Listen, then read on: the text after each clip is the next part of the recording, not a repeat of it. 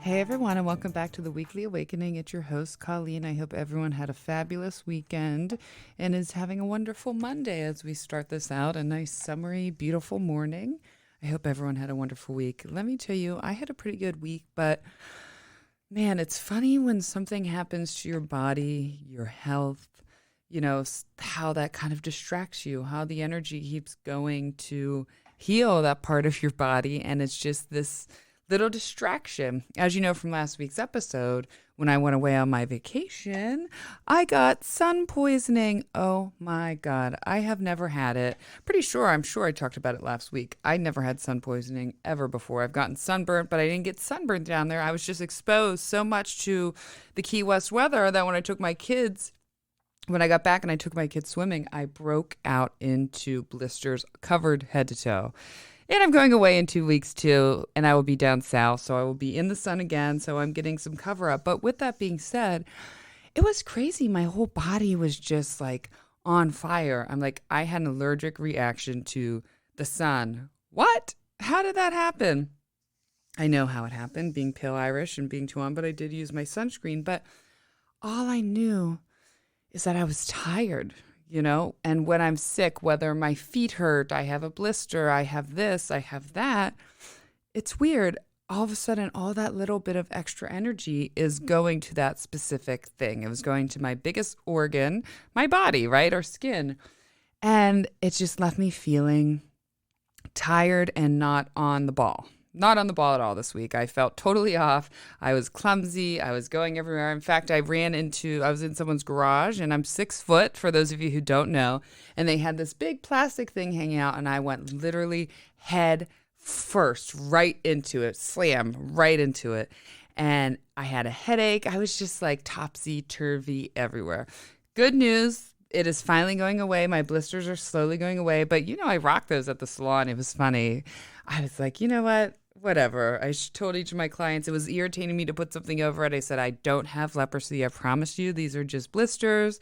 And everyone got over it. Now it's going away. But again, I still feel a little bit And sometimes it can be hard, right? It can be hard doing what we're doing, waking up every day and working and being a lover and a friend and a mother and a father and whatever other identities that you're doing. Sometimes it's just tiring. And sometimes we just have weeks where things are off, and that's okay. It has to be okay. And one of the things I love to say is, hey, you know what? I'm having a really off week this week. Nothing is going right. We'll just say a bad week. Guess what? Next week's going to be better. I even say that through the days, today's going to be better. Tomorrow's going to be better. I share this often. I don't really have a full bad day. It's really, really rare. I've trained myself to start over at any point in the day or to let things go. I'm usually pretty, whatever. I just don't like to get too stressed out. But, sometimes I just have rough weeks, and last week was one of them. But this week is going to be better. I'm telling you, if you're listening right now, your week, my week, everyone's week is going to be better this week. Hopefully, in one way or another. We do have some little bit of some spicy transits this week, and let's jump into that and let's talk about that. Let's talk about Mars moving into Leo. It's just been for the last 6 weeks in Cancer. I did one of these, and when it moved into Cancer, it's debilitated in Cancer. It wasn't happy. It was sad, and I think last week we were feeling the very tail end of that, Mars leaving Cancer. And, it was emotions and especially the beginning. We always feel when a sign ingresses into the sign, when a planet ingresses into the sign, we feel it the strongest usually. And as it's leaving and entering to the next sign. So when it was there for the last 6 weeks, it was emotional and things came up. I noticed things, we had some mother trauma came up, some child trauma came up, some various things, our own childhood stuff came up. It just made us sad baddies, we will say that. So now we have Mars moving into Leo. We're going to feel its dignity pick up, okay? Because the sun, which Leo rules, is exalted in Aries, Mars' sign. So right now we're some mutual things going right now. and it's going to be good, and we're going to start feeling it. We're starting to, as we enter into summer now, we're starting to feel more energized, and let's take this energy, right? We'll talk about the good with this first. This is going to give us the energy we need to get moving. If your momentum, if your drive, if you're feeling, I just can't do it anymore, okay? If you've been feeling that for the last couple of weeks, you're going to start seeing and feeling that pick up again. You're going to start saying, okay, I have this drive. I can do this. I'm ready to go, okay? Because Mars, right? The god of war, it's a planet with a lot of energy and a lot of go, go, go, go, go in a very, very hot way. So when you have it in Leo, the lion, right? Another warrior, the animal warrior, we are ready to go. And so how can we take our plans, our source, our life? How can we take that into action? How can we get ahead? How can we, keep going on this path that we want to? Now, one of the things that the sun rules is our ego. One of the things that Mars rules is our hidden enemies, that being ourselves, right? That's really what's coming up a lot for me for this transit, is feeling a lot of shedding light on our pride and ego, and finding ways that we are our own worst enemy. These things come up inside of us so we can free them, so we can let them go, so we can shed light on them so they no longer need to be in us. And it can be painful. You might want to just shove it down. You might want to just throw it backwards and not look at it. But I believe that that manifests in different ways, whether physically, usually comes out physically, right? Our unprocessed emotions come out through our body in some sort of illness and some sort of thing in that way. So let's look at this and shedding light on our pride and ego. I know this week, as it started to ingress in there, I started finding ways that to speak was my own worst enemy. I started to hear myself talk to my ego in other ways. Not only was I seeing my ego show up in situations, not my spiritual self, but my ego coming up pretty fast this week. And I will also say I'm getting my period probably by tomorrow. So I'm not really a bitch anymore, but when I am, it's usually during that time, usually a day before and the day after. So with that, this weekend, I had some anger. I had some ego. I had some pride. Hey, I'm not doing that. Hey, I don't think I need to do that. Hey, I don't want to do that, right? Those are all ego things. They can mean other things, but for me, the way they're coming up is ego. And I had to get, why? Why are you saying that, Colleen? Is it not worth your time? Are you better than that? Can you, who do you think you are, right? Those are all important things that we need to say to ourselves. So in what way is your pride, is your ego getting in the way? Is it getting in the way of you being happy, right? Is it getting in the way of, especially happy? That keeps coming to me because with pride, right? Oftentimes when we are prideful, when we say, you know what, no, I'm not going to do that because I am better than, in some sort of way, or my pride, or I can't do that, we aren't letting go and we aren't forgiving somewhere, right? And that, when we don't forgive, when we don't let go, when we let pride and ego get in the way, we could be missing out on a beautiful opportunity, however that is, right? I'm too prideful to take that job, right? The job that I feel may be below me, or that. Now I'm just giving an example. Meanwhile, you don't know where that job's going to lead you, and that might lead you down the most amazing path, but you are too prideful and ego full to go down it. All right?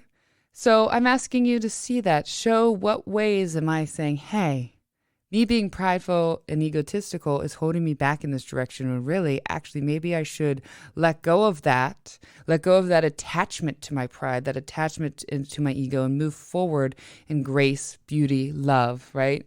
Whatever spiritual principles feel right to you. Also, something that's really coming to me with this is recklessness. Wanting to be wild or crazy in some way. Mars is a very reckless planet. It's a wild planet. And moving into Leo, as we know, the sign that not only loves the limelight, but it loves to have fun and it loves to excite. It's like the heat of summer, right? We're maximizing. When Leo season comes, we are maximizing our fun because we want to get the rest of summer out of us, And so imagine that. So there might be some feelings of like, hey, I want to create.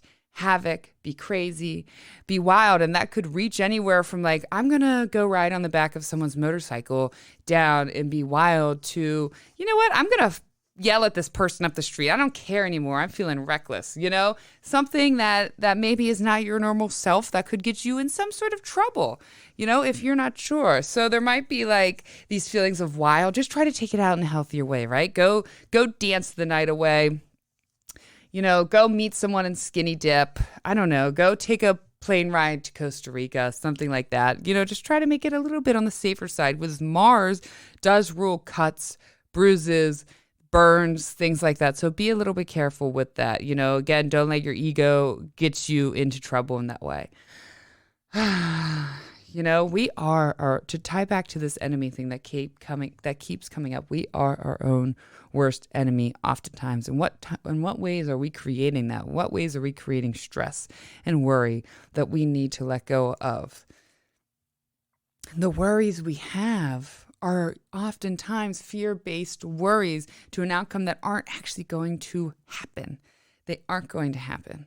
So we sit there and everything, usually if you get down to the nitty-gritty of it, is based in fear, right? We're scared, we're fear, fear. We're covering that ego. So get what ways are your own worst enemy, and change those thoughts in the middle. If you start saying yourself, I'm not pretty enough, I'm not this enough, I'm not that enough, I'm not this enough, stop, and train yourself to rethink different thoughts and instantly start saying different thoughts, even if you don't feel it. Fake it to make it. And also, let me ask you this. If you can't confront yourself, how are you going to confront someone else? How are you going to move forward? How are you going to, when the world wants to confront you, when the world pushes up against you or a person pushes up against you, how are you going to confront them, right? And stand your ground. And sometimes we need in a beautiful, prideful way. Okay, so we got to learn that confrontation in ourselves.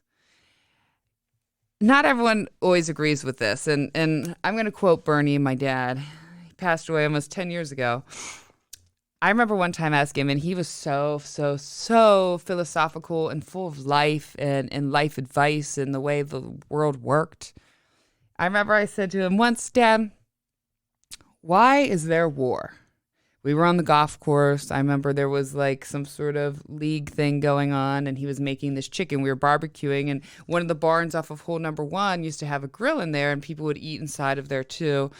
It was like a barn thing with seats inside. And I remember, I must have been 5th grade, and he looks over at me and he just said it so simply. You know what, Colleen? There's nothing like a little war to shake things up. And sometimes that's what you need. And that's, now some of you might not agree with that, and that's okay. I'm not here to listen to that, because that advice can be taken in so many different ways.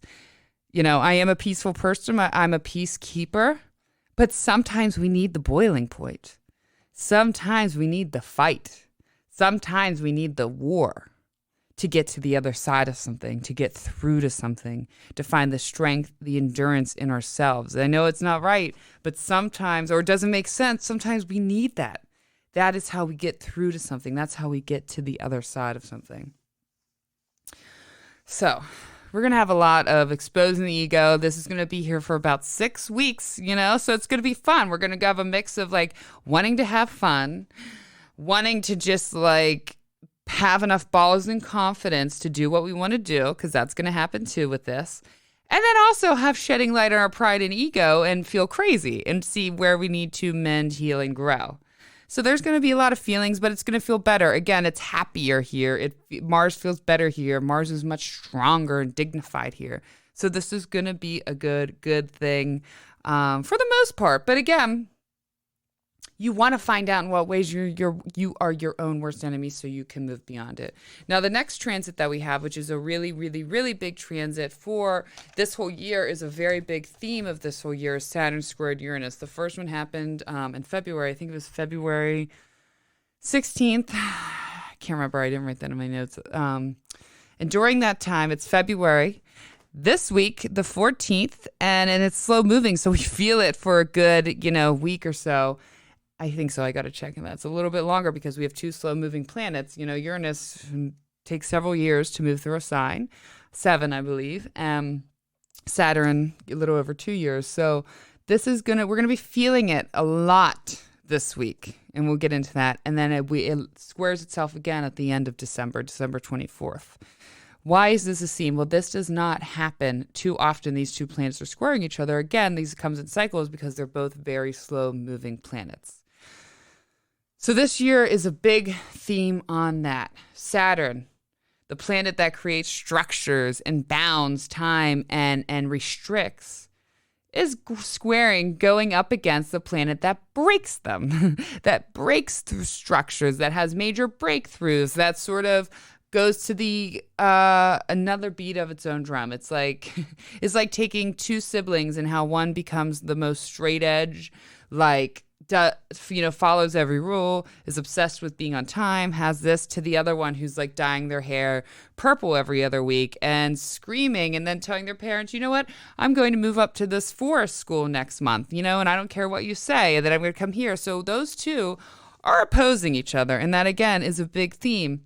And that you're alone with that, as a society, as a collective, right? This year, we're seeing things break down again, like old belief structures as a whole, as a collective, breaking through. And when they first break, may not seem right, but then eventually you'll see why the breakthrough had to happen in that way. So personally, what we can expect, right? And something that came to me, isn't it Albert Einstein? And sorry if I quote this wrong. For every action, there is an equal or greater reaction. I think that is the perfect description for Saturn squared Uranus. Saturn representing karma, our karma, our family's karma. And Uranus bringing sometimes the consequences out of the blue that we don't see coming. Uranus is very out of the blue, and Saturn never forgets, right? And that is good and bad. And we have Saturn retrograde right now. So particularly, even though it's square, I think you might find some rewards, some karmic rewards out of the blue, almost like something you thought was forgotten, or someone forgot some sort of good duty you did, or good job at work is all of a sudden rewarded. But at the other side, with that coin, something maybe you did wrong, maybe something you didn't learn from, maybe something that's still there, you might have out of the blue repercussions for that. And that actually happened to someone close to me in my life back in February, was a repercussion, came out of nowhere. He sort of knew that this repercussion was coming, but they did not expect it to happen the way it happened and come when it came. And it sort of was like, boom. So I'm interesting to see, because that is still ongoing in this person's life, and something around this time, actually next week, is going to be coming up with the same thing. So it's interesting to see that theme. And also for me, I back in that time, I also had a small repercussion for something silly I did. It's nothing major. I can't get into it. But all of a sudden, it was like an out of the blue kind of health thing a little bit. And it was like, oh, crap, there's your repercussions, right? Don't act like a child, da, da, da. So anyways, out of the blue repercussions, karma, remember that. Remember during this time and the rest of this year, all your actions have an equal or greater reaction. Imagine if you walked out the door and reminded yourself that every day, what you'd be doing, how you would be living, okay? Something, this is also going to be something that has been at a standstill in your life, something that has been like not moving, stuck. You're like, where the heck, when is this finally going to take off, right? These busts, this square can also bring the energy for Uranus to bust right through there, make that standstill just happen and go forward and move. That confrontation clears the air. Remember, that war eventually clears the air. Philosophically. Some actual physical wars take a lot longer. And I'm not saying I agree with wars. That has nothing to do with that. I'm just saying philosophically what that means and how we can take from that. So there's nothing like a little war to shake things up and to break things through. So take that on, feel that, and take those words how you need it. How do you need it? How are you breaking through? How are you busting through the standstill? So this is going to be a month in general of a lot of moving energy, right? A lot of stuck energy being moved. Again, because we had Mars just in Cancer, where it was almost stuck and being held and we didn't feel the momentum, to just being like exploding with the sun. And then we have Saturn square Uranus, which is going to be breaking through good and bad. So it's going to be a lot of this stuck energy moving, and releasing. No matter what you're going through, you aren't going through it alone. I can promise you that. Whatever you're listening to, whatever you're crying, whatever you're, someone has experienced that, and someone else is going through the same thing. And you're not alone. You're not alone at all. Honestly, you guys know if you ever need to reach out to me, you can always reach out to me. Say something, send me a message, say, hey, I'm feeling this way. I'm feeling alone. Give me a little pep talk. Someone is always there. Someone always wants to listen in your life. I can promise you that. I feel good. I actually feel very prepared for this weekly awakening. Sometimes if you are a weekly listener and you know who you are, all of you, and I really appreciate that and love that. Sometimes I'm like, oh my God, again, I have to see where Mercury is, but I'm like, did any of that make sense? Is anyone following? I had a client in the salon the other day who I know is an avid listener, and I said to her, like, you're following along with my words, right? She's like, yes. I'm like, I just want to make sure, because I know sometimes I do the Gemini ramble, and I want to know you can keep up and make sense. But this one, I feel very prepared, solid, and like, I'm really excited about this month and what's coming up. Again, the Saturn this coming week may feel a little woozy. I think we're going to feel it a little bit more with that Saturn Square Uranus. And we're probably going to see it a little bit collectively too. Again, some breaking down of old rules, old ways of life, old ways of thinking. This stuff is all being broken down. I also started my third class in astrology. 3 years now, horary with Nightlight Astrology. I cannot believe it. That is predictive astrology. It's kind of freaky. It's a really pure form of divination. I mean, that's what astrology is, but this is like, you would ask me the question of, I don't know, should I go down? I don't know. My teacher was giving me different examples of what to ask and what not to ask. And I feel like I'm going to screw it up if I tell you right now one class in. So we'll get there. We will get there. Either way, I hope everyone has a fabulous week. Thank you again. Check me out on Instagram at the Hair Healer 1111. If you want to come in, if you want to get some astrology, some hair, some healing, I'm at Capriati Salon. Email me, thehairhealerpodcast@yahoo.com. Check me out on Facebook, Colleen Dixon. Thank you guys, everyone, for listening. Thank you for being there. Thank you for the support. Okay? We're shedding light on our pride, our ego. All right? And we are moving forward as spiritual beings. Thank you, everyone. I love you all and have a fabulous week.